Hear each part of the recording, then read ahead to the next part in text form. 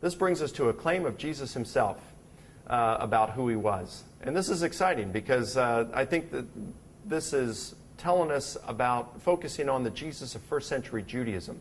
A lot of times people are saying, well, did Jesus come right out and say he's God? Well, no, not according to 21st century Western standards. But in the first century Jewish culture, he very clearly did that. For example, take us back to Daniel chapter 7, verses 13 and 14. And there it says that one who was called, one like the Son of Man, was presented before the Ancient of Days, and he was given an eternal kingdom so that all people would serve him, that all nations and peoples would serve him. Well, that word serve is used a little over 130 times between the Old Testament and the New Testament. And with only one exception in the Pentateuch, which says that God says that Israel will serve her enemies. With only that one exception, every other occurrence is referring to a service that is done to a deity, to a God.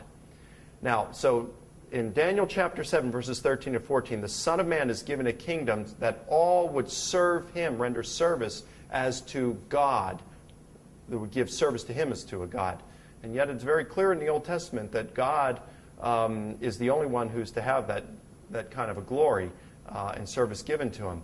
In fact, when in the New Testament, when Jesus is tempted in the wilderness by Satan, Jesus says, you will worship the Lord your God and serve him only.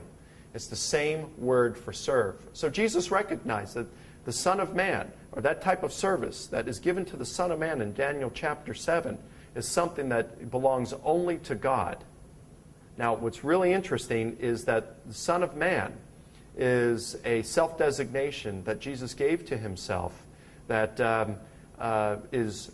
we can be more confident about than any other designation that he gave to himself in the New Testament, including Son of God or Prophet or Messiah. And there's a number of reasons for that scholars give. But this is very well attested within the New Testament. It's in every strata of the New Testament. It's in Matthew, it's in Mark, it's in M, it's in L, it's in Q, if Q exists. It's in John. So it's in every single strata of the New Testament. And it's in multiple literary forms. It's in parables, it's in teachings, it's in apocalyptic type of literature. So this is the strongest kind of multiple attestation that historians can look for. Now, what did Jesus, did he refer to himself in this way? Well, we can see historically that he did. But one of the interesting claims is in his trial confession in Mark chapter 14, verses 61 through 64. The high priest asked Jesus, "Are you the Messiah, the Son of God?" And Jesus says, "You bet I am. And you will see the Son of Man seated at the right hand of power and coming on the clouds of heaven." A clear reference to Daniel chapter 7, verses 13 and 14.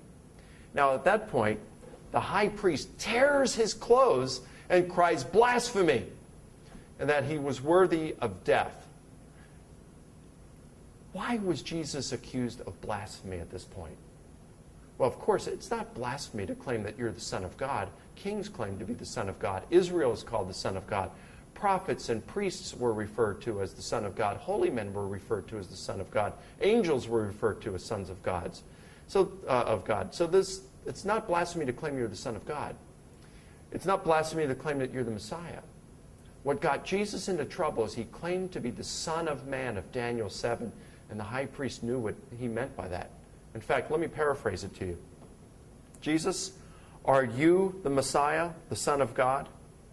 And Jesus answers, "Yep, you bet I am," to both of those. And let me go a little further than that. I'm the Son of Man in Daniel chapter 7.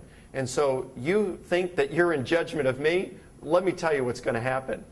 My Father and I are going to come back on the clouds of heaven, and we are going to judge you. In fact, my Father is going to cast you off your thrones that you're sitting on now, and he's going to make you a footstool for my feet. I'm going to put my feet up on that, and you are going to give me the same service and honor and respect that is due only to God, because my Father and I, we're made of the same stuff.